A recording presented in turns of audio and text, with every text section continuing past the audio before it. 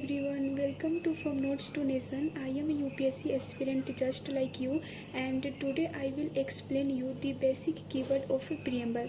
तो वीडियो को स्टार्ट करते हैं। तो सबसे पहले मैं आपको बता दूं कि ये मैंने नोट्स खुद ही बनाया हुआ है, मेरा हैंड रिटन नोट्स है। और तो सबसे पहले मैं आपको बताती हूँ कॉन्स्टिट्यूशंस क्या होता है। तो constitution is basically A set of rules, principles and guidelines based on which A government functions.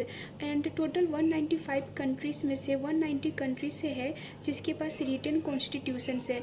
और उसमें से भी 190 कंट्रीज़ में से भी 70% जो कंट्रीज़ है उसका जो कॉन्स्टिट्यूशन स्टार्ट होता है वो प्रीएम्बल से स्टार्ट होती है।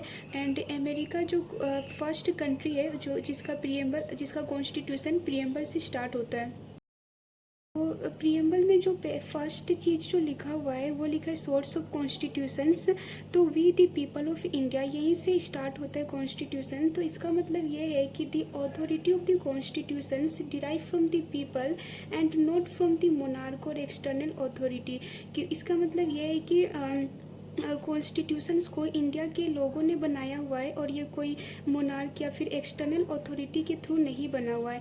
और एडॉप्शन ऑफ कॉन्स्टिट्यूशन, तो कॉन्स्टिट्यूशन को हम लोग एडॉप्ट कब किए थे? तो 26 नवंबर 1949 को हम लोग कॉन्स्टिट्यूशन को एडॉप्ट किए थे। कभी कभी क्या होता है कि हम लोग एडॉप्ट में और इम्प्लीमेंटेशंस में कंफ्यूज हो जाते हैं। तो इम्प्लीमेंट हुआ तो 26 जनवरी 1950 को, बट हम लोग एडॉप्ट किए थे 26 नवंबर 1949 को। उसके बाद से आता है ऑब्जेक्टिव्स ऑफ कॉन्स्टिट्यूशंस। तो इसमें हम लोग बोल सकते हैं dignity of individual and unity and integrity of Nations. इसमें जस्टिस, लिबर्टी, इक्वलिटी, फ्रेटर्निटी, ये सब कीवर्ड्स दिया हुआ है। अभी मैं आपको कुछ टाइम के बाद एक्सप्लेन करती हूँ। एंड नेचर ऑफ कंट्री क्या है? तो sovereign, socialist, secular, democratic, Republic. तो पहले मैं आप लोगों को ये सब टर्म्स जो दिया हुआ है उसका मीनिंग समझा देती हूँ। तो सोवरेन का मतलब है कि India is independent and not subject to any external control, मतलब इंडिया अपना खुद का लॉ एंड ऑर्डर को फॉलो करता है। सोशलिस्ट जो 42nd कॉन्स्टिट्यूशनल अमेंडमेंट एक्ट 1976 के थ्रू हम लोगों ने ऐड करा था।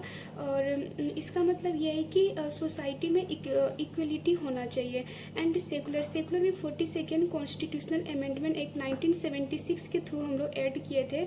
और इसका मतलब ये है कि स्टेट का कोई पर्टिकुलर रिलीजन नहीं है। एंड डेमोक्रेटिक का मतलब है कि जो लीडर्स होते हैं वो पीपल के थ्रू इलेक्टेड है।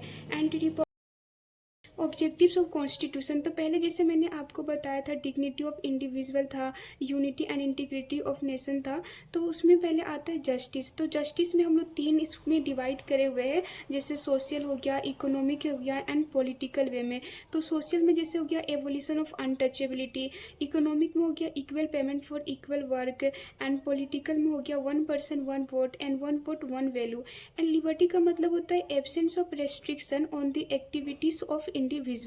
एंड इक्वलिटी में होता है कि इक्वलिटी में भी 2 चीज़ आते हैं, इक्विटी होता है एंड इक्वलिटी होता है। तो इक्विटी को हम लोग on the basis of situation depend करता है। एंड इक्वलिटी का मतलब होता है इक्वल सपोर्ट, मतलब इक्वल डिस्ट्रीब्यूशन होना चाहिए। एंड फ्रेटर्निटी का मतलब होता है एक सेंस ऑफ ब्रदरहुड।